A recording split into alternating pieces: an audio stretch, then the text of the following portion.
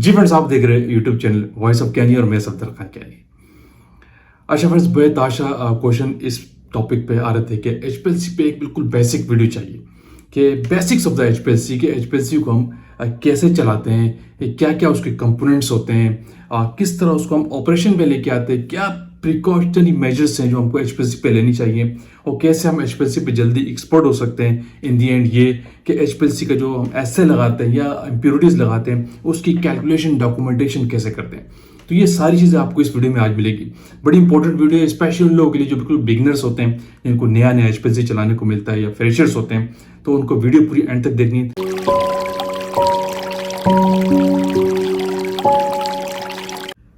जी friends, आप discuss करते हैं कि बेसिकली जो एचपीएलसी है उसकी बेसिक्स क्या है, किस तरीके से आप एचपीएलसी को ऑपरेशन में लेके आते हैं। जो फ्रेशर्स होते हैं, जो बिगनर्स होते हैं, जिनको नया नया एचपीएलसी मिलता है। देखिए, मैं डिफरेंट फेजेस में आपको बताता हूँ, डिफरेंट सेक्शन में आपको बताता हूँ, बिल्कुल बेसिक से लेके चलता हूँ। देखिए, एचपीएलसी जो सबसे पहले जान लें कि है क्या चीज़। एक क्रोमेटोग्राफिक टेक्निक है जिसकी बेस पे आप अपने मिक्सचर में से पर्टिकुलर कंपाउंड को आइसोलेट कर लेते हैं थ्रू पोलैरिटी और थ्रू डिफरेंट मोबाइल फेज और स्टेशनरी फेज जो उसके कंपोनेंट्स में आता है, उसके थ्रू अपने आइटम को आप आइसोलेट कर लेते हैं। ये एक सेपरेशन टेक्निक है किसी पे। क्लियर है? अभी डिफरेंट जो एचपीएलसी है, डिफरेंट मॉड्यूल्स के, डिफरेंट ब्रांड्स के कंपनी के आपको मिलते हैं। शिमार्जो का भी एचपीएलसी है, एजिलेंट का भी एचपीएलसी है, वाटर्स का ब्रांड भी एचपीएलसी आपको मिलेगा, यूरोक्रोम के एचपीएलसी भी आपको मिलेगा। डिफरेंट टाइप के आपको एचपीएलसी मिलते हैं और सॉफ्टवेयर भी एम्पावर 3 आपको मिलेगा चलाने के लिए।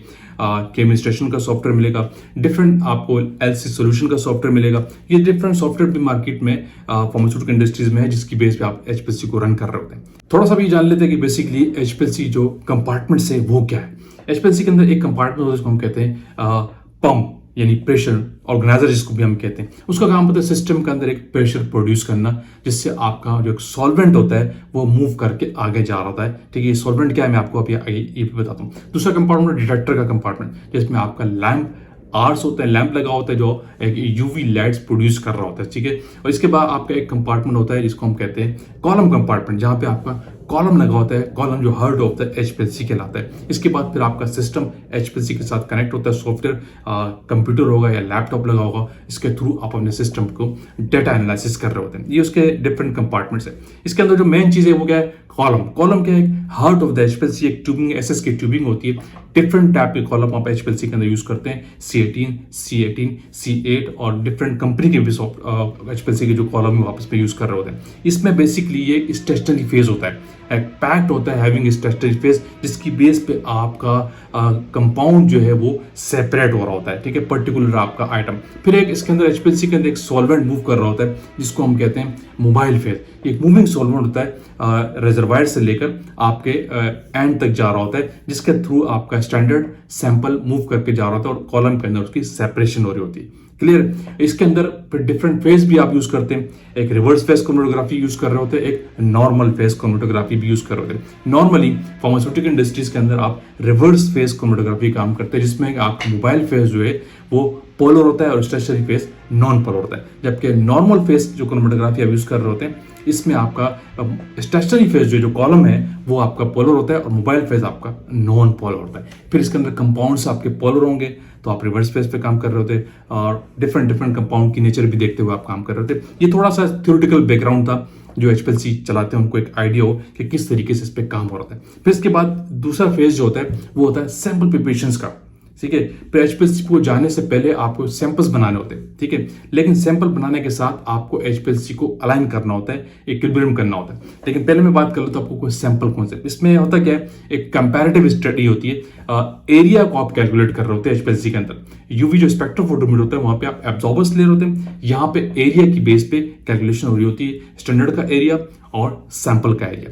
ठीक है, आपके पास क्या होता है कि आप स्टैंडर्ड बनाते हैं डिफरेंट पीपीएम का। ठीक है, एक स्टैंडर्ड बनाते हैं और इसके बाद जितने आपके पास सैंपल एनालिसिस पे जा रहे होंगे, लेट्स सपोज आपके पास एक सैंपल है तो उसका एक सैंपल, एक लॉट है, एक बैच है, एक सैंपल बनता है, एक स्टैंडर्ड बनता है। स्टैंडर्ड के आप 5 रेप्लिकेट लगाते हैं, फिर उसका आरएसडी निकालते हैं। जो स्टैंडर्ड का आरएसडी है वो 2% से ज्यादा नहीं होना चाहिए, तो फिर आप सिस्टम को गो हेड देते हैं, वो आगे जाएगा। ये एसएसटी की रिपोर्ट्स कहलाती है। ये सबसे पहले ये निकालते हैं।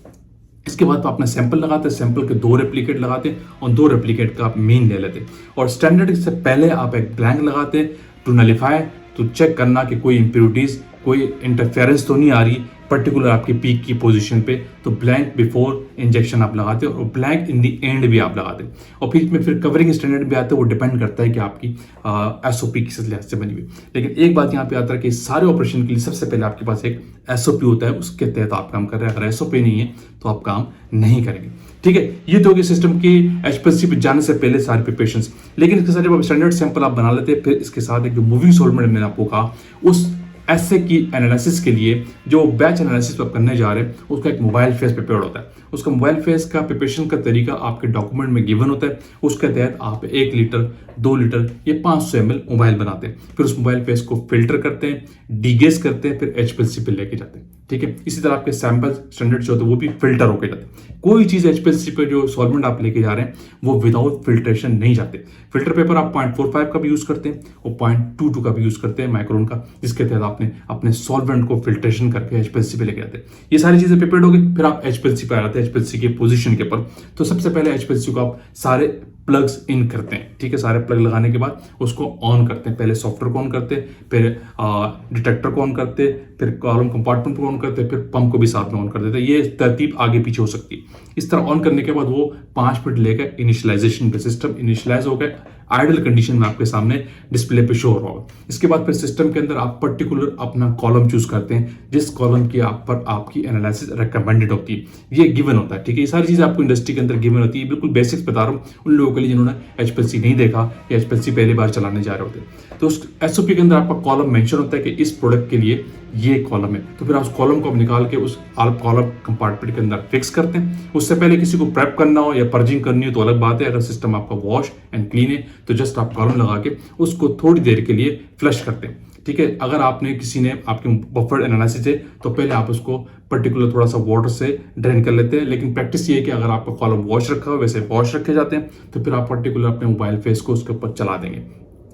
ठीक है, ताकि उसके ऊपर बेस लाइन स्टेबल हो जाए आपके मोबाइल फेस के ऊपर। सिस्टम के अंदर एक बेस लाइन को इक्विलिब्रियम करना जरूरी है। जब तक आपकी बेस लाइन जो होती है सिस्टम के ऊपर आती है, वो अगर स्टेबल नहीं है तो उससे पहले आप अपने स्टैंडर्ड को, अपने सैंपल को इंजेक्ट नहीं करते हैं HPLC के ऊपर। ठीक है, जब आपका बेस लाइन स्टेबल हो जाए, प्रेशर स्मूथ हो जाए, सिस्टम का प्रेशर भी स्टेबल हो जाए, एक किस्म की गाड़ी की मिसाल है। ठीक है, और आपका HPLC पूरा इक्विलिब्रियम हो गया, तो उसके बाद फिर आप उसको एक सीक्वेंस बनाते हैं। सीक्वेंस क्या होता है बेसिकली कि उसके तहत आप सिस्टम को कमांड देते हैं कि आपने इस पोजीशन, अगर ऑटो सैंपलर है, इस पोजीशन पे आपने वाइल नंबर ब्लैंक रखा है, उसके बाद आपने स्टैंडर्ड की वाइल रखी है, 2 पे, नंबर 3 पे आपने सैंपल की वाइल रखी है, फिर एंड पे एक ब्लैंक की वाइल होती है, अगेन आफ्टर एनालिसिस। तो ये सारी जो कमांड्स होती हैं ये आप सीक्वेंस के अंदर दे रहे होते हैं। सीक्वेंस के ऊपर बहुत सारी वीडियो भी अवेलेबल है।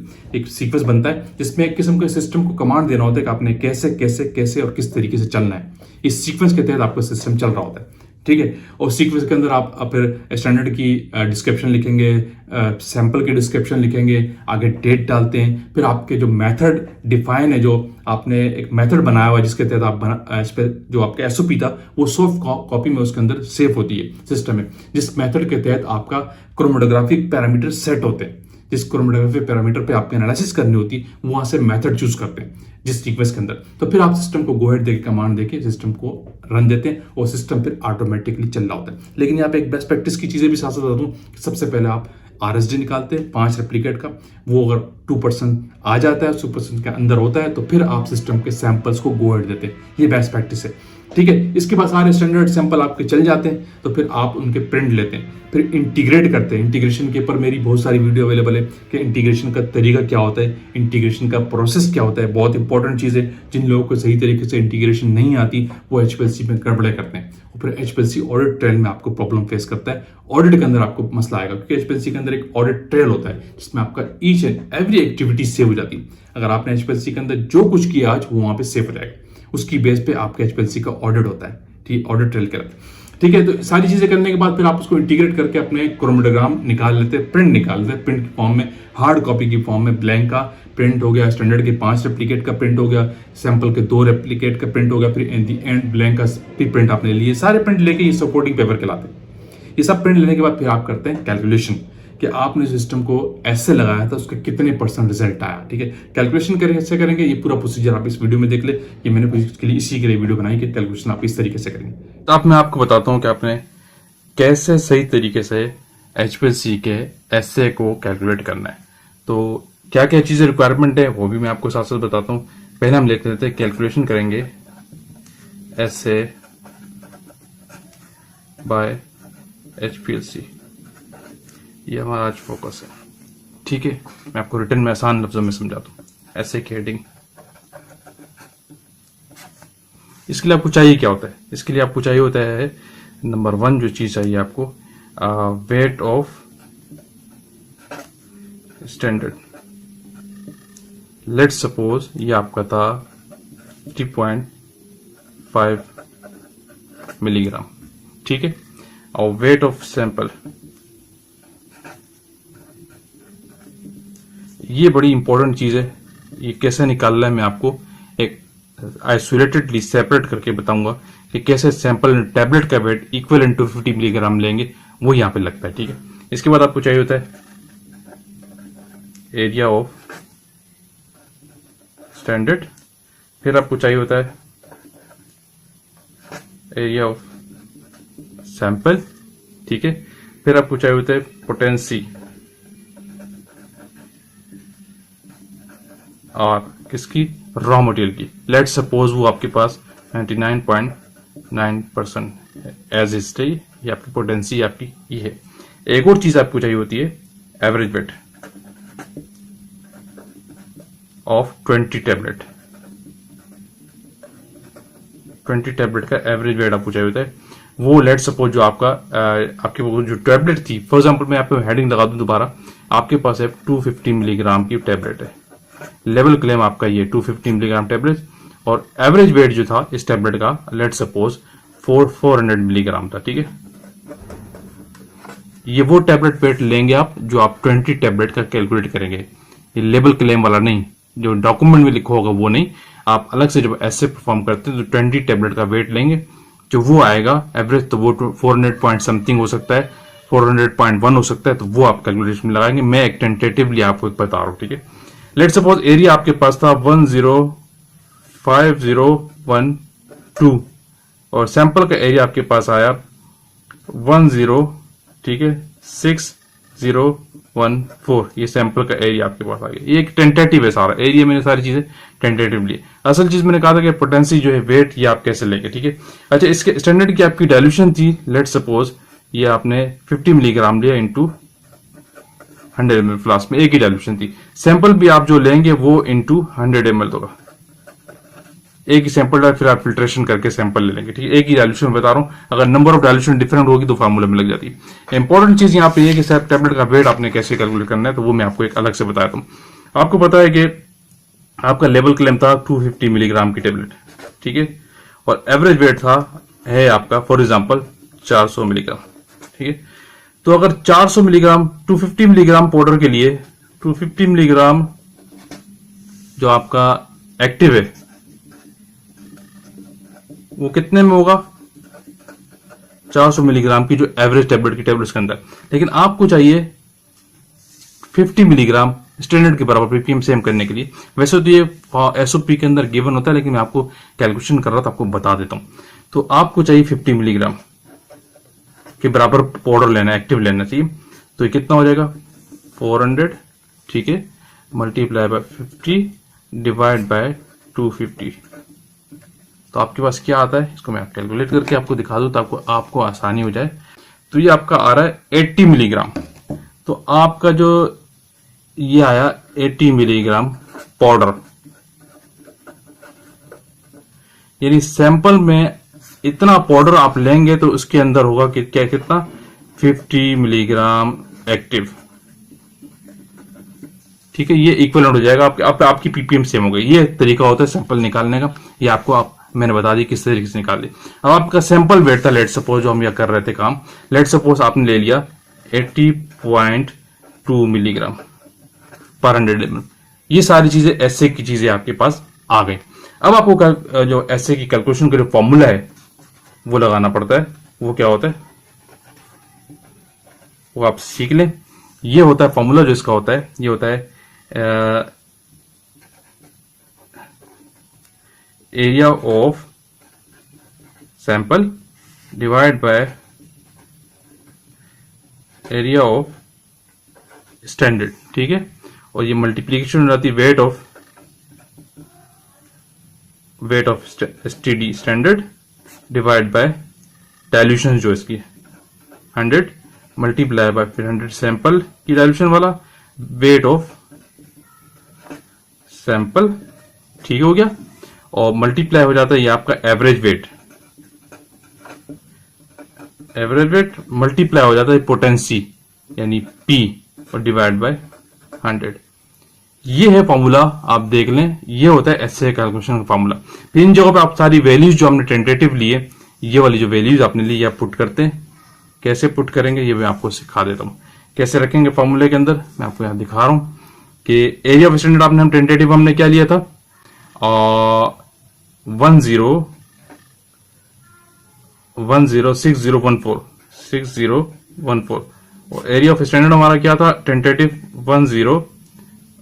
105012, ठीक है। स्टैंडर्ड वेट हमारा कितना था 50.2 डिवाइड बाय 100 मल्टीप्लाई बाय 100, ठीक है, डिवाइड बाय सैंपल वेट कितना आपने लिया 80.2, ठीक है। स्टैंडर्ड वेट 50.5 था, सॉरी ये हमने एक टेंटेटिव लिया वो यहां पे लगा दिया, ठीक है, और मल्टीप्लाई कर देंगे आप किससे एवरेज वेट से। एवरेज वेट कितना था आपका एक टेंटेटिव 400 मिलेगा, लेकिन आपने वो लेना जो आप 20 टेबलेट का आप निकालेंगे। मल्टीप्लाई पोटेंसी आपकी कितनी थी 99.9 डिवाइड बाय 100। अब आप इसको कैलकुलेशन करें तो आपका रिजल्ट जो आएगा वो आना चाहिए मिलीग्राम पर टेबलेट, नॉट परसेंट। परसेंट में डायरेक्ट रिजल्ट टेबलेट का नहीं आता। यहीं पे लोग मिस्टेक करते हैं कि एवरेज वेट को डिवीजन में ले आते हैं और मल्टीप्लाई करते हैं, गलत कैलकुलेशन करते हैं, वो डायरेक्ट परसेंटेज में निकालते हैं, तो वो कभी भी पॉसिबल नहीं है। टेबलेट का रिजल्ट हमेशा मिलीग्राम पर टेबलेट में आएगा। रिजल्ट क्या है 254.019 मिलीग्राम पर टेबलेट, ये आपका रिजल्ट आया टेबलेट का, क्योंकि आपका लेवल क्लेम क्या था 250 मिलीग्राम की टेबलेट की, और आपका मिलीग्राम पर टेबलेट की, और आपका रिजल्ट आया 254.01। अब इसको आप कन्वर्ट करते हैं परसेंट में, यहां पे परसेंटेज निकाली जाती है, डायरेक्ट कभी भी नहीं आता, ठीक है। जब इसको आप परसेंटेज में कैलकुलेट करेंगे तो रिजल्ट आपका कैसे आएगा, कैसे करेंगे 254.019 मल्टीप्लाई बाय 100 डिवाइड बाय आपका जो लेवल क्लेम है वो, ठीक है। तो अब जो यहाँ पे आपका रिजल्ट आएगा वो होगा परसेंट में, यानी 101.61% रिजल्ट आया आपका एसए का। ये आपका था एसए, क्लियर। तो फ्रेंड्स ये होता है तरीका एसए का सही कैलकुलेशन करने का, और ये फार्मूला अपने जहन में रखे, जब भी टैबलेट होगी या कैप्सूल होगा इस तरीके से कैलकुलेशन की जाएगी। जब मील वाले आपकी कैलकुलेशन चल रही है, आपने देख लिया कि ऐसे के रिजल्ट मेरे इतने आ रहे, तो उस दौरान आप सिस्टम को वॉशिंग के ऊपर डालते हैं। यानी ये बात हमेशा याद रखिए, आफ्टर ईच एनालिसिस आपने सिस्टम को वॉश करके रखना होता है, कभी भी विदाउट वॉशिंग सिस्टम को आप नहीं छोड़ेंगे। ये आपकी बेस्ट प्रैक्टिस का पार्ट है। आप अपने कॉलम को स्पेशली वॉश करेंगे पर्टिकुलर सॉल्वेंट्स के साथ। अब वो किस तरीके से आपने वॉश करना है उसका भी एक प्रोसीजर है।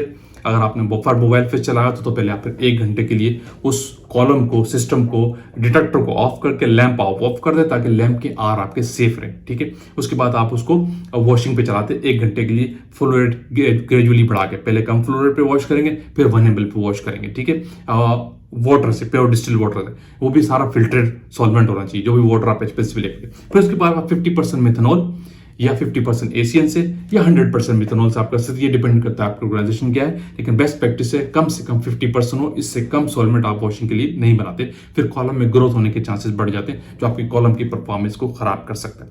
फिर आप वाटर में चलाने के बाद 1 घंटा आप ऑर्गेनिक फेज से अपने कॉलम को वॉश करते हैं, ताकि जो इंप्योरिटीज है, जो सोल्यूबल इनसोल्यूबल इंप्योरिटीज जो वाटर सोल्यूबल थी वो निकल जाएंगी, ऑर्गेनिक फेज में सोल्यूबल थी तो उसको ऑर्गेनिक फेज से निकल जाएगी, और आपका सिस्टम, आपका कॉलम बिल्कुल वॉश होकर रह जाएगा।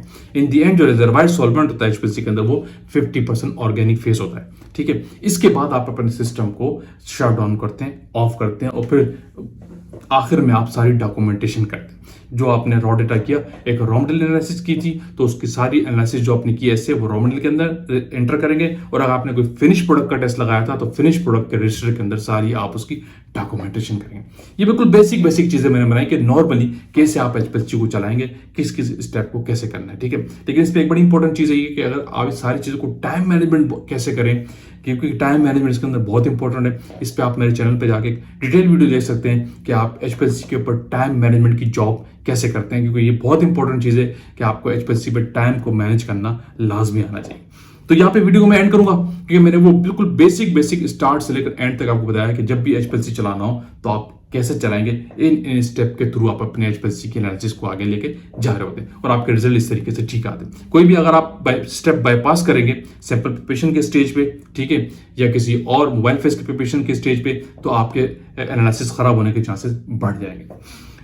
आई होप कि वीडियो आपने लाइक किया तो शेयर कीजिए, कमेंट्स कीजिए। अगेन कहूंगा जो लोग चैनल पे न्यू है वो लाजमी सब्सक्राइब कीजिए ताकि ऐसी टेक्निकल वीडियोस आप तक पहुंचती रहे। Thank you for watching. अल्लाह हाफिज़।